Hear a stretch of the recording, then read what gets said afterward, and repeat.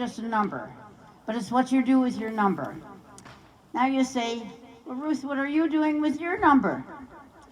Well, over the last 3 years, I've been writing a memoir. My travels through life, love, and literacy, a journal over 100 years in the making. When you look back over your 100+ years, you see that seeds were planted.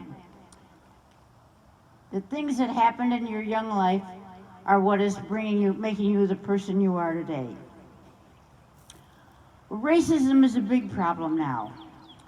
Because I, as a white person, and Bob, gave training in so many African countries, black countries, I know the feelings of minorities. You'll see pictures of me with many black women in the book. But what has racism got to do with my literacy program? We have white tutors teaching students of color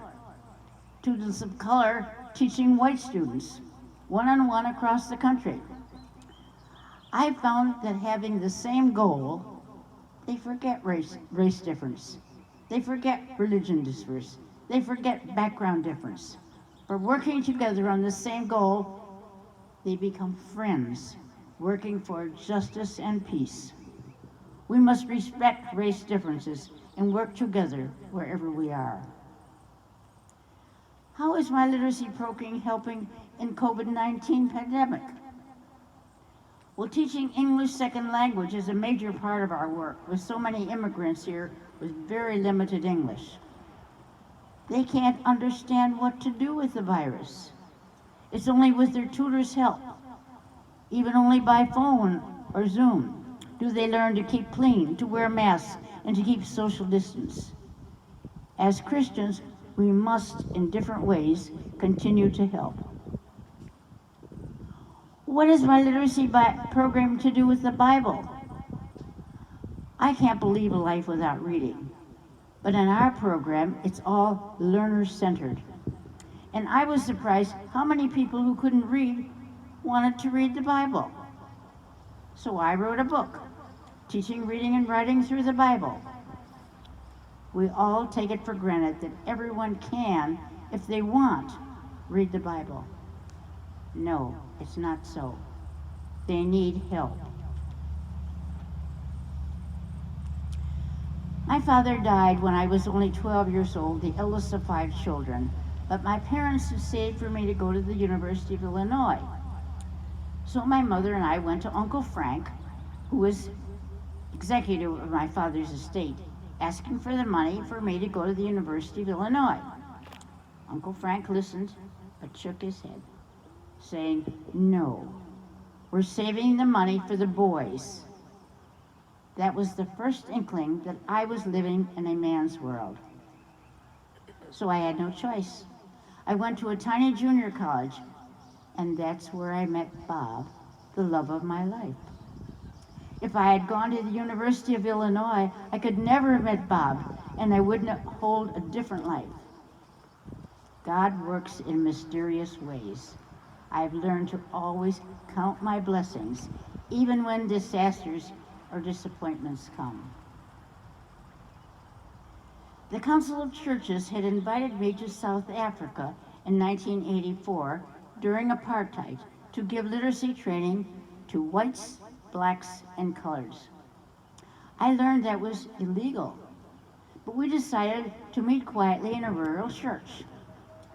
The government heard of my training and called asking me to include Commandant Pogetier of the apartheid government army training, for he had not had that kind of training. Well, I didn't know what to do. So I went to Bishop Tutu at the Council of Churches asking for advice. He was shocked, for they had raided the Council of Churches. But he thought, and finally said prayerfully, yes, let him come. Well, Commandant Pogetier came, not in uniform, but everybody knew who he was.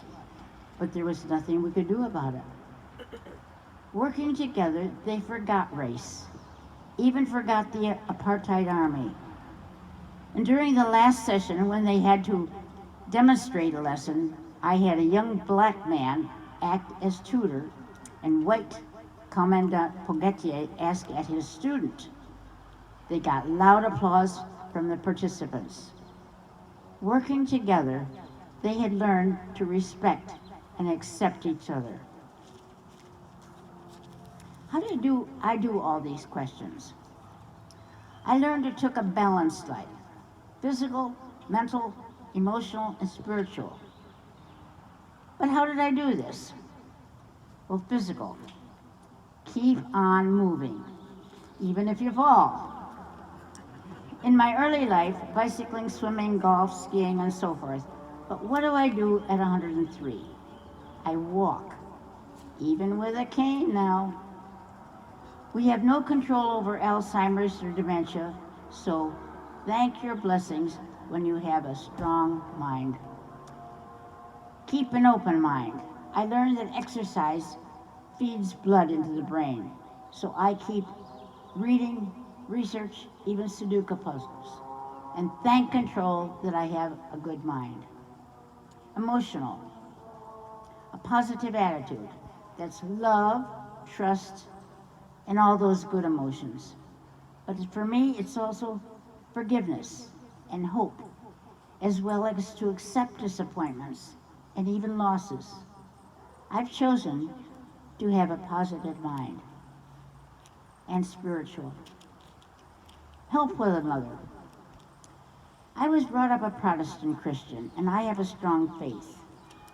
We have no control over how we were brought up, so I suggest we respect all religions. Interfaith Works had asked me to teach English to the head of the Muslims, the imam's wife. Well, the imam insisted on interviewing me to be sure I wouldn't proselytize. I passed the interview, and as we got up, I said, "You do know I'm a Christian?" And he said, "Yes, I know you're a Christian. Do you want to know why I'm a Christian?" "Yes, why are you a Christian?" "I was brought up a Christian." "If I was brought up a Muslim, I think I'd be a good Muslim." He shook his head enthusiastically. "If I was brought up a Jew, I think I'd be a good Jew." And then I said, "If you were brought up a Christian, you might be a good Christian." I could see the shock on his face. And then he got the idea. He understood. We must respect all religions. Admit the differences, but focus on similarities. Bob and I were romantics, and I remember a song from long ago called Three Little Words. And those words were, "I love you." It's awful the little things, even three little words that help us through life. I remember repeating to myself, even as a youngster, "Mommy and Daddy, the right thing, never give up," and our American song, "God Bless America." You may have noticed I use three little words for each part of my balanced life. Keep on moving, an open mind, a positive attitude, help one another. I still depend on three little words to help me. Smile, be happy. Changes are forever. Learn from mistakes. Search your soul. And very important to me in the Christian, faith, hope, and love. We all have our ups and downs. And when everything seems dark for me, friends encourage me to try meditation. I learned to repeat a simple mantra, deleting the last words at each repetition. Be still and know that I am God. Be still and know that I am. Be still and know. Be still. Or you could say, be still and count my blessings. Be still and know that I am loved. Be still and know that there is peace. Be still and know whatever words that are meaningful to you. This quiet meditation helps keep me calm during stressful times. I hope it will encourage readers of my book to look back over their own lives. So often, disasters and blessings in disguise, and positive things in help. We must count our blessings. Thank you. I'm going to leave this book in the library for Pebble Hill Presbyterian Church. And if anybody, or you can buy your own if you want. And I'm going to give it to Pastor Elizabeth to read first.